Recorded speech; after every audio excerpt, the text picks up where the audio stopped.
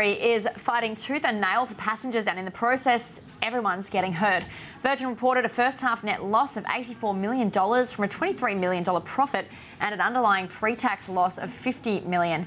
Flash back to yesterday, and Qantas reported a loss 3 times the size at $250 million and says it must slash 5,000 jobs just to keep flying. Well, we spoke with John Borghetti on the latest earnings report, CEO of Virgin Australia. Well, of course, that includes the Tiger losses and the one-offs, but if you look at the $49 million loss, excluding Tiger and the one-offs, it's more of an illustration of the business performance, I think. I think what I would say is, and every company in Australia can say we're in an economic subdued environment. I think where it's different with us is that we've got a situation where our industry is suffering from an overcapacity, and we all know that supply and demand equations usually wind up with subdued pricing, which ultimately leads to where we are. I think what's important, though, is from our perspective, is the indicators that we're seeing now that we've put the good building blocks in place by way of product schedule, etc. Are some of the positives. And if you look at the numbers, you'll see that our revenue grew faster than the opposition. Our yield, both domestically and international, was stronger. Our seat factors were stronger. So all these are indicators that the business now is on a good footing to go forward. Of course, what we don't know is what happens with capacity going forward. And I think I said during the presentation, we won't give a capacity guidance for the simple reason that every time we do, the stated objective of the opposition says we'll put 2 planes on for every plane you put on. So why would we say how many planes we're going to put on? So I think we just go forward and continue on our plan. Now that you know that Alan Joyce is going to continue to add capacity to the market, how long can you sustain these losses, knowing that a majority of them are coming from that competition? Well, I mean, we are the smaller of the 2 players, and ultimately the biggest player always has a more dominant position in directing the future of the industry. I think what I would say, though, if you look at where we sit today, not only have we got a better customer base because we have a better yield mix equation, but we also have a much better balance sheet. The restructuring that we did last year with the EENs, the debt markets in America, the capital raising that we did, have now put us in a strong position. That, together with the position in the market in terms of network and capacity and customers' loyalty and all the rest of it, puts us in a good stead. And let me just add one point here. For the first time since Ansett demise, another airline other than Qantas has won the Best Business Airline in Australia award. That's a big statement. Now, in your opening statement today, you came out quite strongly against the debt guarantee that Alan Joyce has been campaigning for.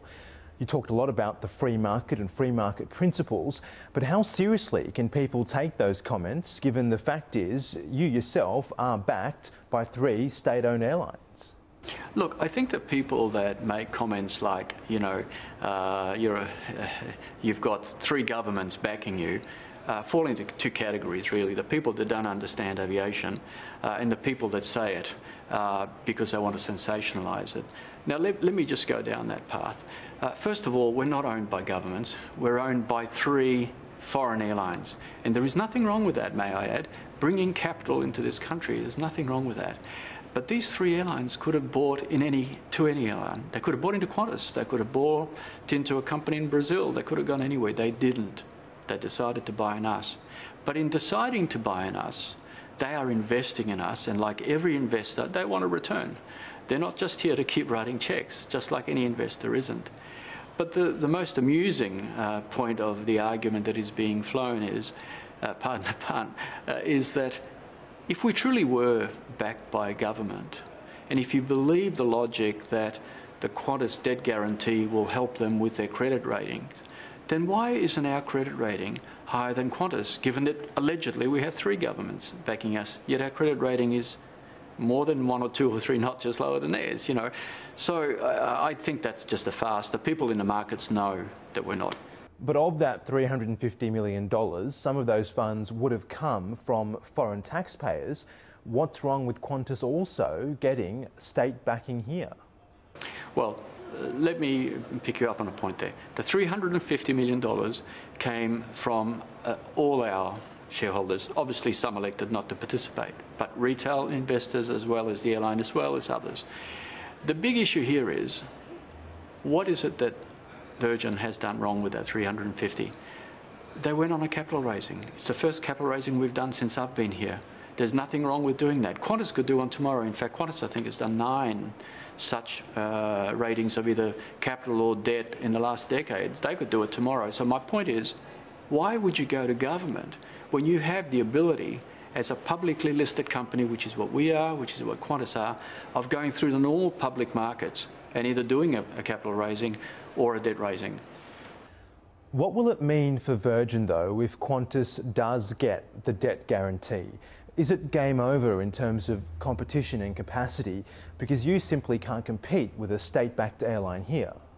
Well, I don't want to preempt, of course, what the government will decide, but I am very, very pleased that I think the Prime Minister is doing an outstanding job in giving this time to think through, and I think this is a big question. Now, whatever the government decides, ultimately, we have to live with, but it is our job, I think, to articulate our concern about how things would play out in a domestic market if that were to happen. And by the way, this is not about Virgin in isolation. This is about much smaller players than us in this country, such as Rex and others, who will be impacted even harder. Now, earlier today, the opposition transport spokesman Anthony Albanese made a comment about his concern over Qantas, the flying kangaroo, becoming either the flying panda or the flying camel if the government were to amend the Qantas Sale Act. Given your earlier comments about free markets and globalisation, is there a place in a modern globalised world for a state-owned or a state-backed airline? Well, firstly, tell me it's not true that Anthony said that, because it's an incredible statement. He did say that. Okay, well, it's an incredible statement. Is there a place for a government-backed airline, I think was the point. Absolutely not.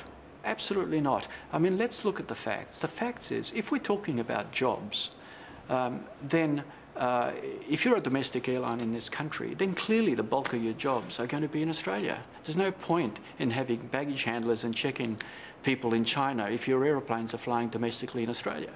So I think what is more important is the fact that we forget that today's generation, the 30-year-olds, the 40-year-olds, the 20-year-olds, are no longer living in a local village. They're living in a global village where they will book or buy product irrespective of what country it's from. They will buy what is best for them. It's called globalisation. So I think the notion that every country must have a national carrier backed by a government, if you want to go down that path, you've got to turn the clock back 30 years. Now, maybe that's what some people think we should do. But how do you think your backers would feel about those comments, such as Etihad, who are government-backed? But we're talking about a different environment here. We're talking about, Australia and where it sits in the world and what its objectives are, which is all about creating wealth, creating jobs, security, creating all the rest. Let me ask you a question. If someone is willing to inject capital into promoting competition and growing jobs in this country, and I'm talking about aviation specifically, why wouldn't you let them? Now, Alan Joyce has come out quite publicly and said he's going to continue adding capacity to the market.